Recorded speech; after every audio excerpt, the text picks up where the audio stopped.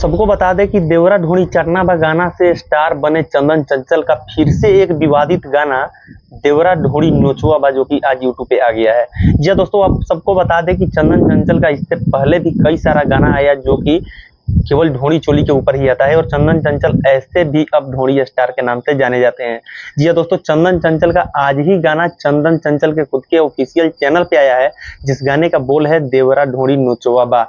जी हाँ दोस्तों, जब से भोजपुरी इंडस्ट्री में चंदन चंचल और टुनटुन यादव जैसे कलाकार आए हैं तब से भोजपुरी इंडस्ट्री में केवल ढोणी चोली साया ब्लाउज ही चल रहा है।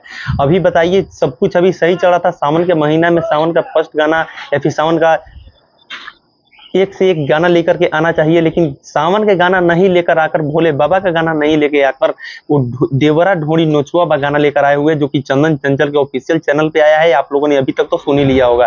जी दोस्तों, गाना आज ही सुबह 7 बजे अपलोड हुआ है और गाना में उसी तरह के हमेशा दिखाया जाता है जो कि उनके हर गाने में रहता है। आप सबको मालूम है कि केवल भोजपुरी इंडस्ट्री का मतलब अब ढोणी चोली साया ब्लाउज ही रह गया है, बाकी दूसरा कुछ नहीं। बाकी ये मेरा एक छोटा सा प्रयास था आप सबको बताने के लिए कि चंदन चंचल का फिर से विवाद करने के लिए गाना देवरा ढोणी नोचुआ बा जो कि यूट्यूब पे उपलब्ध हो चुका है।